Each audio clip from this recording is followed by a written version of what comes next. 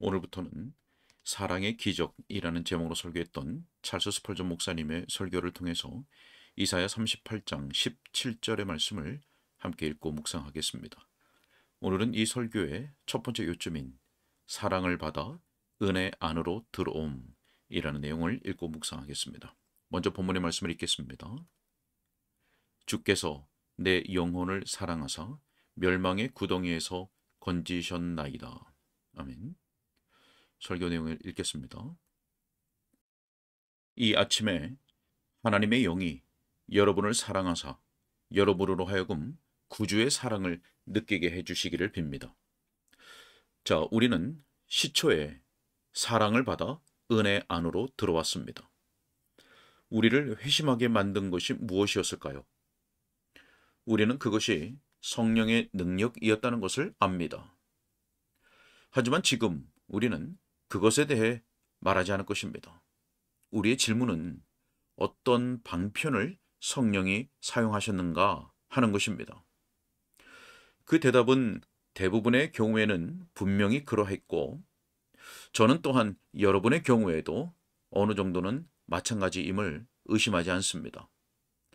사랑이 강권하는 능력이었습니다. 죄인들을 향한 그리스도의 사랑이 우리의 엄숙한 관심을 사로잡은 복음의 주제였습니다. 예수 그리스도께서 죽으셨습니다. 우리를 하나님 앞으로 인도하려고 의인으로서 불의한 자를 대신하여 예수 그리스도께서 죽으셨습니다. 이 생각이 사람들의 주의를 끌고 듣게 만들었습니다. 마치 고대의 선원이 기이한 이야기로 사람들을 매혹시킨 것처럼 수많은 사람들이 그리스도 예수 안에 있는 하나님의 사랑에 관한 놀라운 소식에 매료되었습니다. 만일 우리가 죄인들의 관심을 끌고자 한다면 우리는 그들에게 그리스도를 전해야 합니다. 다른 모든 것은 십자가에 달리신 그리스도에 비하면 김 빠지고 지루한 이야기입니다. 그린란드에 간 최초의 선교사들은 원주민들이 너무나 저속하여 속죄의 교리를 단번에 이해하지 못할 거라고 생각했습니다. 그래서 그들은 우선 하나님의 존재에 대해 말하기 시작했으며 계속해서 그런 식이었습니다. 그런 생기 없는 정보로는 어떤 효과도 나타나지 않았습니다. 하지만 요한복음에 나오는 하나님이 세상을 이처럼 사랑하사 독생자를 주셨으니 이는 그를 믿는 자마다 멸망치 않고 영생을 얻게 하려 하심이라. 이 구절을 번역하면서 한 그린란드 사람이 이렇게 말했습니다. 그것이 사실입니까?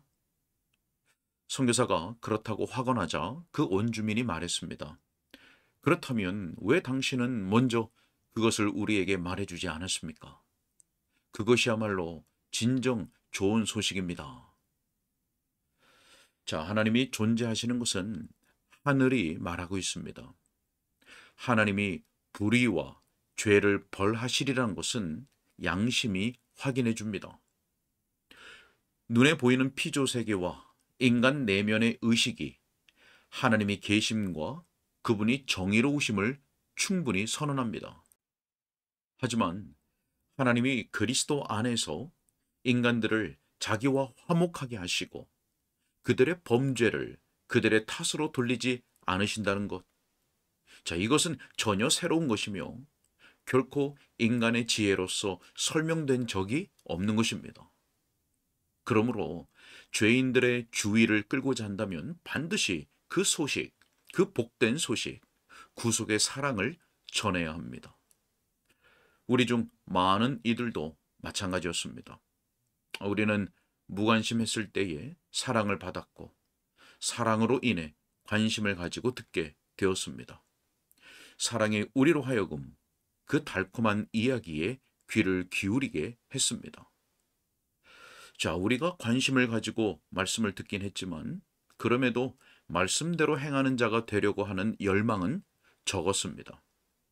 구원받는 것이 우리에게는 그다지 중요하게 보이지 않았습니다. 하지만 성경을 통해서나 사역자들을 통해서 거듭 우리를 사랑하신 그 큰 사랑에 대해 들었을 때 우리는 각성하게 되는 것을 느꼈습니다. 사랑이 우리로 하여금 귀를 기울이도록 했을 뿐 아니라 우리의 마음을 감동시켰습니다. 불모의 겨울을 피해 차가운 대지 속으로 숨어든 꽃들에게 태양이 찾아올 때 태양은 먼저 햇살을 비춤으로써 그 숨은 곳에서 나오도록 부르기 시작합니다. 그러면 꽃들은 이윽고 스스로에게 이와 같이 말합니다. 잠의 사슬을 끊어 버리자. 우리를 덮고 있는 대지를 뚫고 나아가 얼굴을 내밀고 저 복된 태양을 바라보자. 분명 태양은 우리를 부르고 있다. 자, 그와 마찬가지로 따스한 사랑의 햇살이 초대와 훈계와 호소와 교훈의 형식으로 우리를 찾아왔을 때 우리는 그 따스한 감화력을 느꼈고 마침내 이렇게 말했습니다. 우리가 일어나리라. 그리고 우리 영혼을 사랑하시는 그분을 찾으리라. 분명 우리는 그분에 의해 구원을 얻으리라. 주님은 우리를 사랑하사 구원의 문제에 태만한 상태에서 우리를 건져내셨습니다. 우리의 얼굴은 죄를 향하고 있었고 그분을 향해서는 등을 보이고 있었습니다. 하지만 그분이 우리를 사랑하사 돌이키게 하셨기 때문에 마침내 우리는 우리의 얼굴을 예수께로 향하고 죄를 향해서는 등을 돌리지 않을 수 없었습니다. 형제들이여, 여러분은 주님을 찾기 시작할 때를 기억할 것입니다. 여러분은 거기까지 이르렀으나 은혜를 얻을 소망이 없다는 생각으로 방해를 받았습니다. 마치 무거운 휘장처럼 의심이 드리워져 있었습니다. 여러분은 사망의 그늘에 앉아 있었습니다. 그리고 사랑이 여러분을 믿음으로 인도하지 않았더라면 여러분은 여전히 그곳에 머물러 있었을 것입니다. 여러분은 예수님을 믿으라는 권고를 받았습니다. 그것이 복음의 한결같은 메시지였습니다. 믿으라. 그러면 구원을 받을 것이라. 하지만 내 형제여, 당신은 어떻게 해서 믿게 되었습니까? 나는 당신의 대답이 이와 같음을 압니다. 그분이 나를 사랑하여 믿음에 이르게 하셨습니다.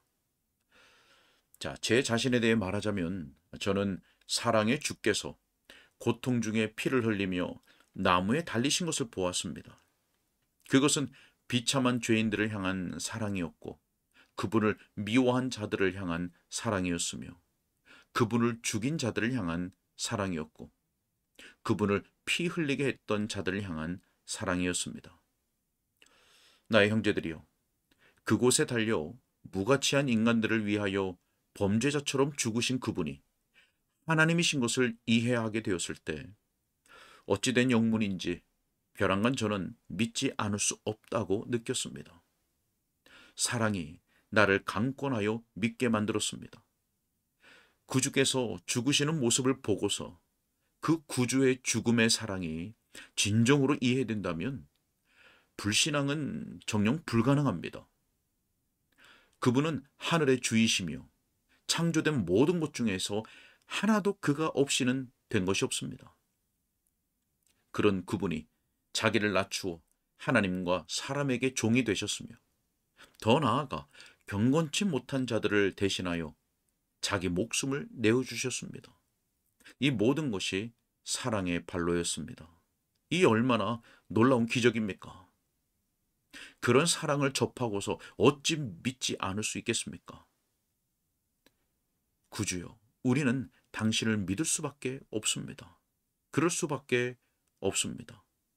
당신의 사랑이 우리를 믿음에 이르게 하였고 십자가 아래에서 우리는 당신을 바라며 소망을 갖습니다. 자, 여러분, 믿음이 우리 마음에 들어왔을 때 항상 믿음과 수반되는 은혜도 함께 들어왔는데 그것은 곧 회개였습니다. 사랑하는 이여, 여러분은 마음이 완고하던 때를 기억해야 합니다. 우리 중에 어떤 이들은 매우 완고했습니다. 우리의 옛 본성에 비하면 철강석조차도 밀랍에 불과할 정도였습니다. 어머니의 눈물도 우리를 녹일 수 없었고 아버지의 근심도 마찬가지였습니다. 우리가 어떻게 죄를 회개할 수 있었습니까? 어떻게 맷돌이 느끼고 부싯돌이 눈물을 흘릴 수 있었을까요? 복음이 우리에게 회개하라, 회심하라 라고 말하는 것을 들었을 때 그 명령은 마치 마른 뼈나 대리석 조각을 향해 들리는 것이나 다름없었습니다. 우리는 회개할 수 없었습니다. 우리는 죄에 매혹되어 빠져 있었습니다. 우리는 그것을 달콤하다고 생각했습니다. 우리는 그것으로부터 돌이킬 수 없었습니다. 하지만 여러분이 회개했을 때를 기억합니까? 그 일이 어떻게 일어나는지 말할 수 있겠습니까? 저는 제 영혼이 마치 호렙산의 반석이 생수를 쏟아내는 것과 같았음을 기억합니다. 하지만 그것은 모세의 지팡이가 때렸기 때문이 아니라 그리스도의 사랑의 음성이 그 바위를 향해 말씀하셨기 때문이며 그리하여 즉시 그 바위가 녹아 물처럼 되었기 때문입니다. 여름의 태양이 어떻게 빙산을 공격하고 정복하여 그 북극의 본토에서 떠나게 만드는지를 보십시오. 겨울에 가혹한 폭풍이 그 거대한 얼음산을 부서뜨리지 못했고 수많은 태풍과 회오리들도 그것을 깨뜨리지 못했습니다. 하지만 태양이 그것을 향해 미소를 보내자마자 곧 빙산의 심장부에서는 전율이 일어났습니다. 그리고 그 아름다운 행성으로부터 모든 광선이 마치 뾰족한 창처럼 투사되었을 때 마침내 빙산은 그 신비의 광선에 굴복하였습니다. 마음의 완고함을 버렸고 그 차갑고 거만한 태도를 버리고 복종했으며 따스한 대양의 물결에 빠져 더 이상 보이지 않았습니다. 예수님의 시선이 여러분의 마음에 사랑의 화살을 쏠 때에 여러분도 그러하지 않았습니까? 그분의 복된 화살들을 우리가 어떻게 피할 수 있었겠습니까? 또한 그 화살들이 여러분의 죄에는 얼마나 치명적이었는지요. 그 사랑의 화살들이 여러분의 교만에는 죽음을 초래했으며 여러분은 곧 정복당했습니다. 우리에게 일어난 이 일을 존 뉴턴은 그의 찬송에서 잘 묘사했습니다. 주여, 당신이 이기셨습니다. 마침내 제가 굴복합니다. 내 마음은 강력한 은혜에 압도되었으니 전적으로 당신에게 항복하나이다. 당신의 위협에는 제가 오랫동안 맞서 버텨왔지만 당신의 사랑에 맞설 자가 누구이겠습니까? 사랑이 나와 같은 죄인도 정복하였나이다. 만약 당신께서 천둥들을 명하여 울리게 하시고 번쩍이는 번개로 하여금 내 영혼을 강타하셨다면 저는 여전히 완고한 모습이었을 것입니다. 하지만 자비가 내 마음을 진압하였습니다. 피 흘리시는 구주를 내가 보았으니 이제 저는 나의 죄를 미워하나이다. 자, 진실로 우리는 사랑으로 인해 회개에 이르렀습니다. 물론 다른 수단들도 사용되었습니다. 율법이 우리의 양심을 위협하고 강타했습니다. 하지만 그래도 하나님의 모든 무기들 중에서 우리의 완고한 마음을 압도한 주된 무기는 사랑이었습니다. 우리는 그것에 맞설 적수가 되지 못하는 것을 인정했으며 그 힘에 정복되었음을 우리는 고백합니다. 주께서 우리 영혼을 사랑하사 멸망의 구덩이에서 건지셨고 지금 우리가 서 있는 구원의 상태로 들어오게 하셨습니다. 아멘. 오늘은 여기까지입니다.